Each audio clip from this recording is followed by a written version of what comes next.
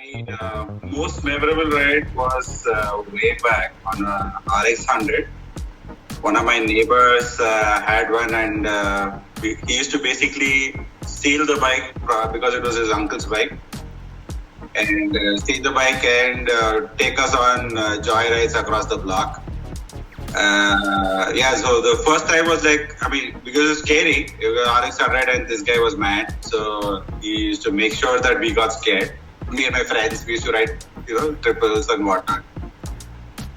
So yeah, that would be my most memorable first ride kind of times, which I'll not forget. One instance I can remember, we were riding to our boss owns a farmhouse and we were riding to it in Wayanad. And my boss had done about 29 states in 29 days. And we were really curious as to just to understand what it entails, and how do you go about something like that, and why did you actually do something like that. So it was like a very interesting conversation, and the time just flew by. So that's one of the conversations that I would remember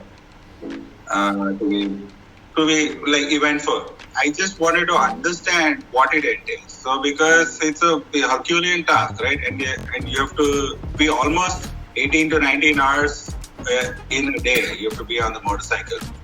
And you have to also plan your trip. You have to also plan your breaks. You have to plan food. You have to plan nature's calls, whatever, right? You have to plan for spares. You have to plan for breakdowns. Many things, and India, so you never know which road is cordoned off, which road is through. So he is doing capitals of each state. So each time, so something like that.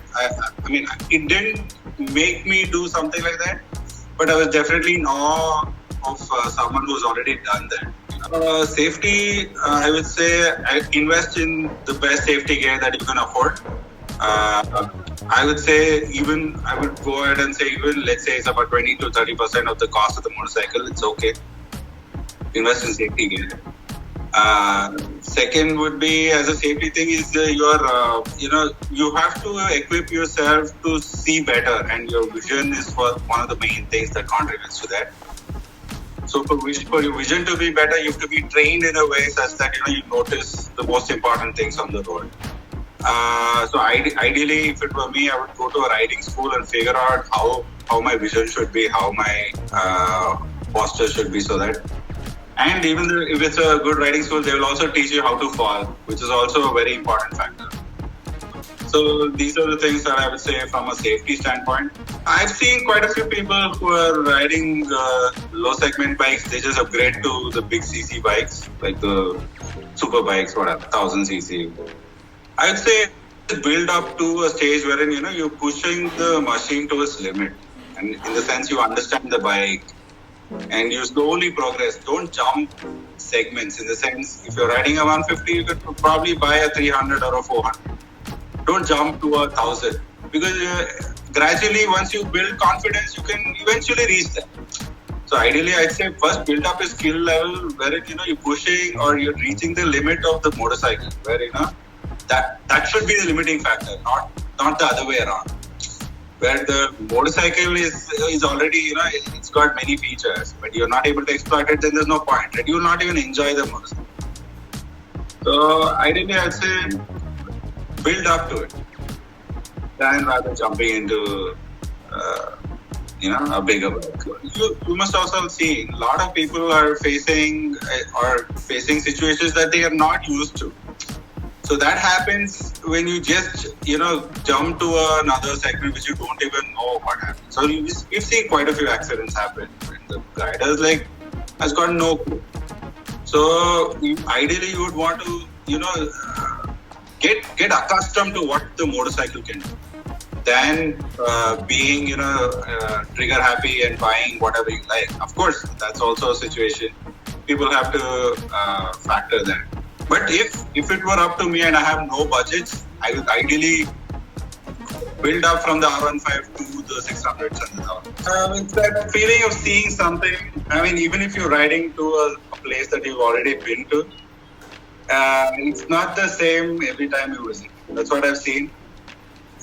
So it's that thing of swinging your leg over the motorcycle and going and experiencing something which will not be the same each time you visit the same place. And also this thing of when you're riding, at least when I'm riding, I don't have this thing of I'm not thinking about anything else. Just thinking about the motorcycle and myself. That's it. There's no there's no other thoughts that are there, which I like, which makes me kind of one-pointed, I can say.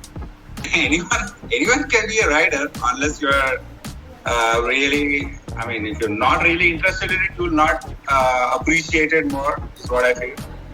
But given the time and everything, anyone who's willing to, explore places and build like one nice group of people, interesting people that you meet around them, and wants to have,